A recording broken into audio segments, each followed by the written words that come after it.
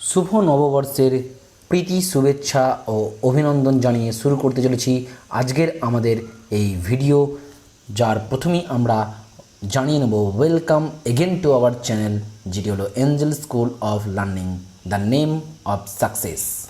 তোমাদের সফলতা আমাদের প্রচেষ্টা। শুভ নববর্ষের শুরুতে আমরা আজকের ভিডিওতে জেনে নেব ভারতের সংবিধানের কিছু বৈশিষ্ট্য, যে বৈশিষ্ট্যগুলির জন্য ভারতীয় সংবিধান অন্যান্য দেশের সংবিধান থেকে পৃথক ও স্বতন্ত্রতা বজায় রাখতে পেরেছে। সেই বৈশিষ্ট্যগুলো কী কী জেনে নেব। তাই আমাদের এই ভিডিওর মাধ্যমে নতুন নতুন ভিডিও পেতে আমাদের চ্যানেলটি সাবস্ক্রাইব ও বেল আইকনটি ক্লিক করতে ভুলবে না। চলো শুরু করা যাক আজকের ভিডিও, ভারতের সংবিধানের বৈশিষ্ট্য। যেখানে সংবিধান কি এটা জানা দরকার। সংবিধান হলো রাষ্ট্র পরিচালনার মৌলিক দলিল। যে দলিলের মাধ্যমে যেসব নিয়মের মাধ্যমে রাষ্ট্র পরিচালিত হয় তাকে সংবিধান বলে। রাষ্ট্র পরিচালনার জন্য যে দলিলটিকে আমাদের প্রয়োজন সেটি হলো সংবিধান। আর প্রত্যেক দেশের সংবিধানের কতগুলি স্বতন্ত্র বৈশিষ্ট্য থাকে। এই বৈশিষ্ট্যগুলো থেকেই দেশের সংবিধানের যথার্থ স্বরূপ অনুধাবন করা যায়। এই সংবিধানের বৈশিষ্ট্যগুলো আমরা আজকে জানব এবং পরবর্তীকালে এই ভিডিও থেকে আমরা টিচমেন্ট অ্যাপের মাধ্যমে একটি এক্সামের ব্যবস্থা রেখেছি, যেটা আমরা ভিডিওর শেষে জানাবো। ততক্ষণ পর্যন্ত শেষ পর্যন্ত আমাদের এই ভিডিওটি দেখতে থাকো, দেখে নেব আমাদের পরবর্তী অংশটি। ভারতের সংবিধানের ফার্স্ট বৈশিষ্ট্য হলো বিশ্বের দীর্ঘতম ও জটিলতম সংবিধান হচ্ছে ইন্ডিয়ান কনস্টিটিউশন, যেটি 1950 খ্রিস্টাব্দের 26শে জানুয়ারিতে ভারতের সংবিধান রচিত হয়েছিল, যেটা আমরা পূর্বের ভিডিওতে জেনেছিলাম। সেই ভারতীয় সংবিধান কার্যকর হওয়ার সময় এই সংবিধানে 395টি ধারা, 22টি পাঠ ও 8টি তফসিল ছিল। কিন্তু বর্তমানে এই সংবিধানে 448টি ধারা, 25টি পাঠ, এটা 25 হবে, 25টি পাঠ ও 22টি তফসিলের বিভক্ত হয়েছে। তার মানে এই সংবিধান হলো বিশ্বের অন্যান্য যে সংবিধানের থেকে সব থেকে দীর্ঘ ও জটিলতম সংবিধান, যেখানে আমরা আমেরিকাতে কেবলমাত্র 7টি আর্টিকেলস দেখতে পাই, জাপানে দেখতে পাই 103টি আর্টিকেলস, চায়নায় 138টি ও কানাডায় 107টি। সেই তুলনায় ভারতের সংবিধান হলো বিশ্বের দীর্ঘতম ও জটিলতম সংবিধান। নেক্সট হচ্ছে সুপরিবর্তনীয় ও দুষ্পরিবর্তনীয়, ফ্লেক্সিবল। ভারতীয় সংবিধান কখনো সুপরিবর্তনীয়, কখনো দুষ্পরিবর্তনীয়। সেই ক্ষেত্রে আমরা 1950 সালের 26শে জানুয়ারি ভারতের সংবিধান চালু হবার পর থেকে 2রা জানুয়ারি 2013 পর্যন্ত ভারতীয় সংবিধান মোটামুটি 98 বার সংশোধন করা হয়েছে এবং আজকের তারিখ 2022 তারিখ হিসেবে ধরলে পরে এই সংশোধনের মাত্রা আরও বৃদ্ধি পেয়েছে।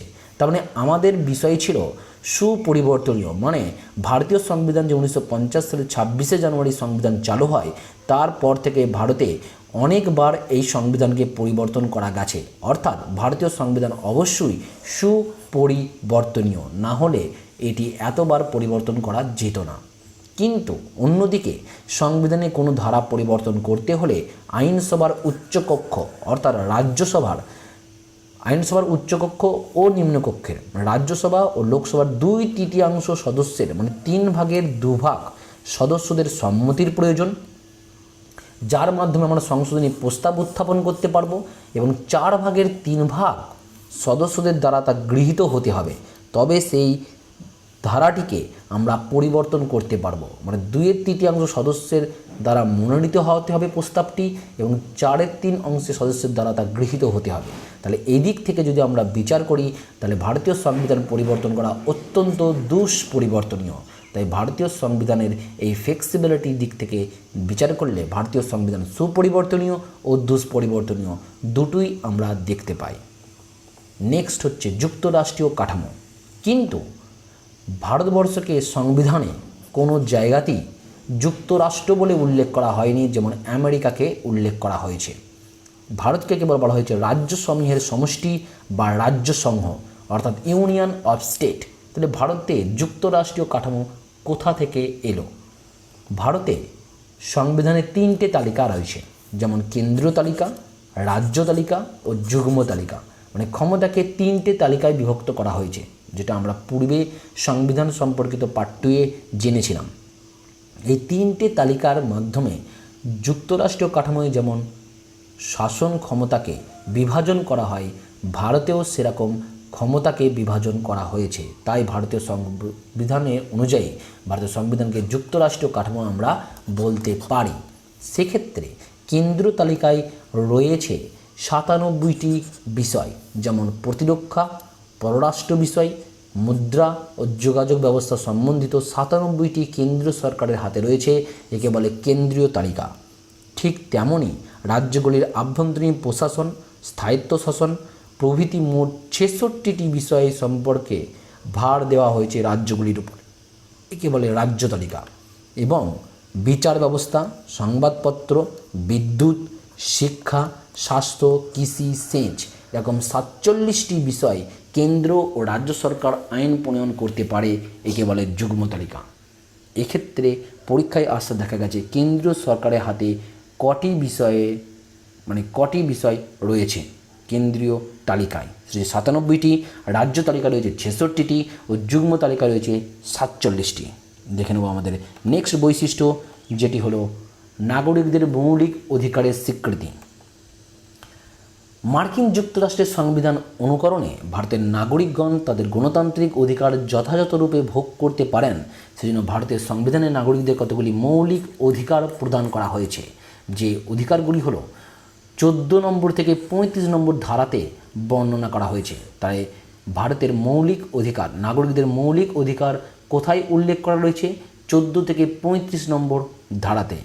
এই 7টি মৌলিক অধিকার হলো যথাক্রমে সাম্যের অধিকার, স্বাধীনতার অধিকার, শোষণের বিরুদ্ধে অধিকার, ধর্মীয় স্বাধীনতার অধিকার মানে ধর্ম পালনে স্বাধীনতা রয়েছে, শিক্ষা ও সংস্কৃতি বিষয়ে অধিকার, সম্পত্তির অধিকার ও সাংবিধানিক প্রতিকারের অধিকার।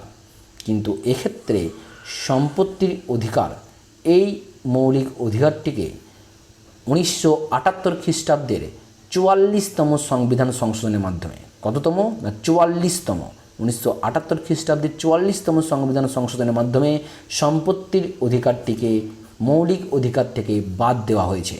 বর্তমানে ভারতের নাগরিকরা 6টি মৌলিক অধিকার ভোগ করে থাকেন।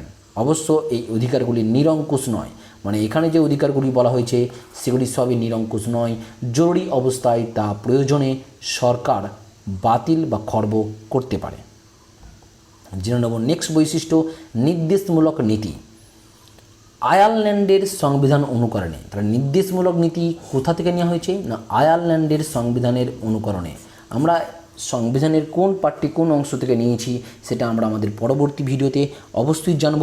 যদি এরকমভাবে নতুন নতুন ভিডিও মাধ্যমে নিজেকে আপগ্রেড করতে চাও তাহলে আমাদের এই চ্যানেলটি সাবস্ক্রাইব করে রাখো ও পাশে দেওয়া বেল আইকনটি ক্লিক করো। তাহলে নির্দেশমূলক নীতিটি নেওয়া হয়েছে আয়ারল্যান্ডের সংবিধানের অনুকরণে। গৃহীত রাষ্ট্র পরিচালনায় নির্দেশমূলক নীতিগুলি সংবিধানের অন্যতম বৈশিষ্ট্য, যেটি ভারতের ধারাতে রয়েছে 36 থেকে 51 নম্বর ধারাতে এই নির্দেশমূলক নীতিগুলি গ্রহণ করা হয়েছে। যেমন এখানে বলা হয়েছে বেকার ভাতা, বার্ধক্য ভাতা, স্ত্রী ও শিশুদের সম্পর্কে বিশেষ সুযোগ সুবিধা, অবৈতনিক চিকিৎসা, এরকম কিছু সুযোগ সুবিধা সম্পন্ন নীতি নিয়ে ভারতের সংবিধানে তা 36 থেকে 51 নম্বর ধারায় বর্ণনা করা হয়েছে। নেক্সট হচ্ছে সংসদীয় শাসন ব্যবস্থা। ভারতের শাসন ব্যবস্থা সংসদ অর্থাৎ পার্লামেন্ট দ্বারা পরিচালিত। যুক্তরাষ্ট্রীয় সংবিধান হলেও ভারতীয় সংবিধান সংসদীয় শাসন ব্যবস্থার নির্দিষ্ট আছে। ভারতের মন্ত্রিসভা পার্লামেন্টের সংখ্যাগরিষ্ঠ দল থেকে নিযুক্ত হয়, মানে ভারতের বর্তমান প্রধানমন্ত্রী তথা মুখ্যমন্ত্রী দুজনই পার্লামেন্টের সংখ্যাগরিষ্ঠের মাধ্যমে, মানে লোকসভার সংখ্যাগরিষ্ঠের মাধ্যমে প্রধানমন্ত্রী ও বিধানসভার সংখ্যাগরিষ্ঠের মাধ্যমে মুখ্যমন্ত্রী নির্বাচিত হয়ে থাকে। দেখে নেব আমাদের নেক্সট বৈশিষ্ট্য, এক নাগরিকত্ব। ভারতে এক নাগরিকত্ব মানে সিঙ্গেল সিটিজেনশিপ গ্রাহ্য হয়েছে, মানে কেন্দ্র মাধ্যমে একক নাগরিকত্ব স্বীকৃতি দেওয়া হয়েছে। ভারতের অঙ্গরাজ্যগুলির জন্য পৃথক নাগরিকত্বের কোনো ব্যবস্থা রাখা হয়নি। মৌলিক কর্তব্য, ভারতের নাগরিকদের যেমন কিছু মৌলিক অধিকার রয়েছে, ঠিক তেমনি মৌলিক কর্তব্য পালন করতে বলা হয়েছে। এখানে মৌলিক কর্তব্য রয়েছে 10টি। যদি বলে মৌলিক অধিকার কটি, সেখানে হবে 6টি, এবং মৌলিক কর্তব্য কটি, সেখানে হবে 10টি। এই মৌলিক কর্তব্যগুলোর মধ্যে উল্লেখযোগ্য হলো জাতীয় পতাকার প্রতি সম্মান প্রদর্শন, সংবিধানের আদর্শ মান্য করা, দেশের সার্বভৌমত্বকে রক্ষা করা, অখণ্ডতা, সংহতি, ঐতিহ্য, সংস্কৃতি। এরকম কিছু বিষয়ে কিছু মৌলিক কর্তব্য পালনের কথা বলা হয়েছে। নেক্সট হচ্ছে ধর্মনিরপেক্ষতা। ভারতের নাগরিকদের ধর্মনিরপেক্ষ রাষ্ট্র হচ্ছে ভারত। সেই হিসাবে ভারতে কোনো ধর্মকে রাষ্ট্রীয় ধর্ম মানে স্টেট রিলিজিয়ন হিসাবে স্বীকার করা হয়নি। অর্থাৎ ভারতের সংবিধান অনুযায়ী জাতি, ধর্ম, ভাষা পার্থক্যের জন্য রাষ্ট্র কোনো বৈষম্যমূলক আচরণ করবে না। মানে কোনো ব্যক্তির প্রতি জাতি, ধর্ম বা ভাষার পার্থক্যের কারণে রাষ্ট্র তাকে বৈষম্যমূলক আচরণ করবে না বা পৃথক আচরণ করবে না। প্রত্যেক নাগরিক স্বাধীনভাবে নিজ নিজ ধর্ম আচরণ করতে পারবে। সেটা ভারতীয় কনস্টিটিউশন অনুযায়ী প্রত্যেক নাগরিকের ধর্মের সমান অধিকার রয়েছে। এককেন্দ্রিকতা। ভারতের সংবিধান যুক্তরাষ্ট্রীয় হলেও দেশের সার্বিক নিয়ন্ত্রণ কেন্দ্রের হাতে আছে। এককেন্দ্রিকতা মানে এখানে আমরা যুক্তরাষ্ট্রীয় কাঠামো দেখতে পারলেও সার্বিক নিয়ন্ত্রণের জন্য কেন্দ্রের হাতই মজবুত করা হয়েছে। দেশের ঐক্য সংহতি যাতে কোনোরূপে বিঘ্নিত হতে না পারে তার জন্য সংবিধান রচয়িতাগণ কেন্দ্রের হাতে অধিকারকে বেশি ক্ষমতা দিয়ে রেখেছেন। দায়িত্বশীল সরকার। কেন্দ্রে একটি দায়িত্বশীল সরকার আছে। এই সরকার প্রকৃত ক্ষমতার অধিকারী। কেন্দ্রীয় সরকার প্রকৃত ক্ষমতার অধিকার ভোগ করে থাকে। সরকার তার যাবতীয় কাজের জন্য পার্লামেন্টের কাছে দায়বদ্ধ, অর্থাৎ লোকসভা ও রাজ্যসভার কাছে দায়বদ্ধ থাকে। পার্লামেন্ট মন্ত্রিসভার কাজের সমালোচনা করতে পারে এবং সরকার সংখ্যাগরিষ্ঠ সদস্যবৃন্দের সমর্থন লাভে ব্যর্থ হলে পদত্যাগ করতে বাধ্য হয়। যদি কোনো সরকার লোকসভায় সংখ্যাগরিষ্ঠ সদস্যদের সমর্থন লাভ না করে তাহলে সেই সরকারকে বরখাস্ত এবং বাতিল বলে গণ্য করা হয়। তাহলে এক্ষেত্রে দেখা যাচ্ছে ভারতে যে সরকার পরিচালিত হয় সেটি অত্যন্ত দায়িত্বশীল সরকার, কারণ পার্লামেন্টের কাছে তার দায়বদ্ধ থাকে তথা পার্লামেন্টের সদস্যদের সংখ্যাগরিষ্ঠের মাধ্যমে তা নির্বাচিত হয়ে থাকে। নেক্সট হচ্ছে সার্বজনীন ভোটাধিকার, জনগণদের অধিকার। প্রথমে ভারতের সংবিধান অনুযায়ী 21 বছর বয়স্ক নাগরিকদের ভোটাধিকার দেওয়া হয়েছিল, কিন্তু 1988 খ্রিস্টাব্দের 62তম সংবিধান সংশোধনের মাধ্যমে, নোট ডাউন দিস টাইম, 1988 খ্রিস্টাব্দের 62তম সংবিধান সংশোধনের মাধ্যমে ভোটদানের বয়সসীমা 21 থেকে কমিয়ে 18 বৎসর করা হয়েছে। যদি আমাদের প্রশ্ন করে 21 থেকে কমিয়ে কবে ভারতের ভোটাধিকার 18 বৎসর করা হয়, সেটা হচ্ছে 1988 খ্রিস্টাব্দের 62তম সংবিধান সংশোধনের মাধ্যমে। নেক্সট হচ্ছে বিচার বিভাগের স্বাধীনতা।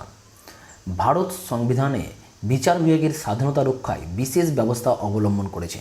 সুপ্রিম কোর্ট ভারতের সর্বোচ্চ ক্ষমতাশীল বিচার ব্যবস্থা। সুপ্রিম কোর্ট এবং রাজ্যের হাইকোর্টগুলির বিচারকদের চাকরির নিরাপত্তা রক্ষিত হয়েছে।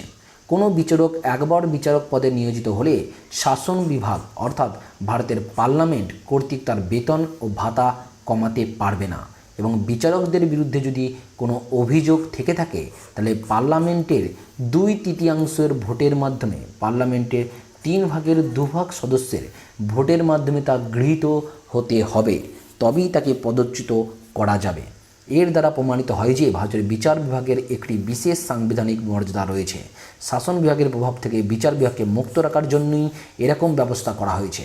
এই বিষয়ে একটা উল্লেখযোগ্য ঘটনা হলো ভারতীয় সংবিধান 50 নম্বর ধারায়, ভারতের সংবিধানে 50 নম্বর ধারায় বর্ণনা হয়েছে যে বিচার বিভাগের শাসন বিভাগের প্রভাব থেকে মুক্ত রাখতে হবে।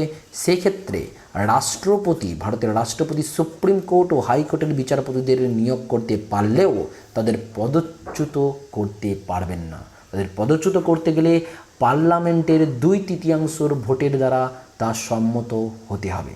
তাহলে যদি আমাদের প্রশ্ন করে সুপ্রিম কোর্ট ও হাইকোর্টের বিচারপতিদের কে পদচ্যুত করে, তাহলে উত্তরটি হবে পার্লামেন্টের 2/3 সদস্যের ভোটের দ্বারা নির্বাচিতর মাধ্যমে আমরা সুপ্রিম কোর্ট ও হাইকোর্টের বিচারপতিদের পদচ্যুত করতে পারি। রাষ্ট্রপতি, রাজ্যপাল কেউই তাদের পদচ্যুত করতে পারে না। নেক্সট হচ্ছে জরুরি অবস্থা সংক্রান্ত ঘোষণা। ভারতের সংবিধানে অস্বাভাবিক অবস্থা মোকাবেলার জন্য রাষ্ট্রপতিকে 3 প্রকার জরুরি অবস্থার ক্ষমতা প্রদান করা হয়েছে।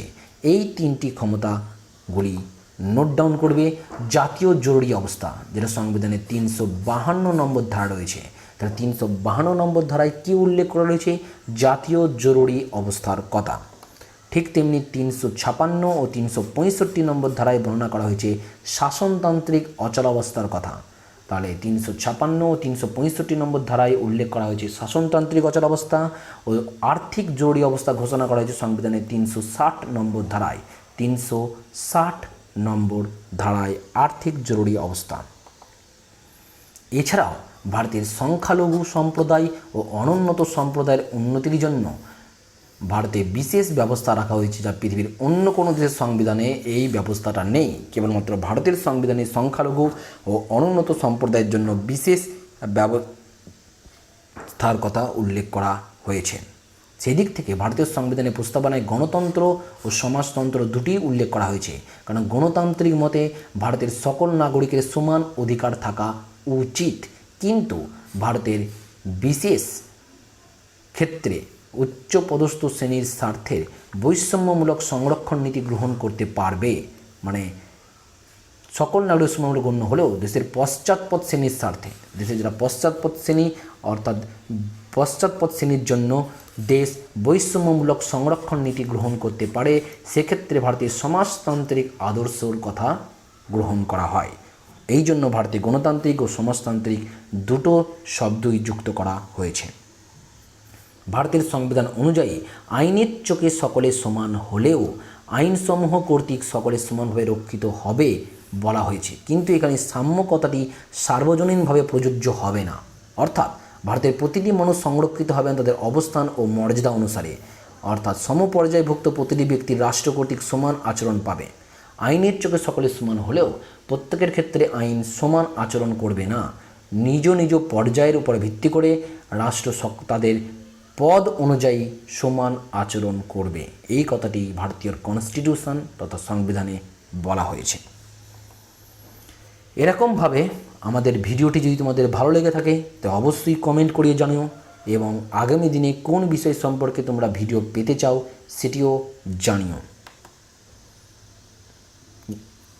এবং আরও নতুন নতুন ভিডিও পেতে আমাদের চ্যানেলটি সাবস্ক্রাইব করো, ও পরীক্ষার মাধ্যমে নিজেকে প্রস্তুত করতে চাইলে টিচমেন্ট অ্যাপের মাধ্যমে আমাদের সাথে যুক্ত হতে পারো, যার অফিসিয়াল আইডি নাম্বার হলো 2892856674।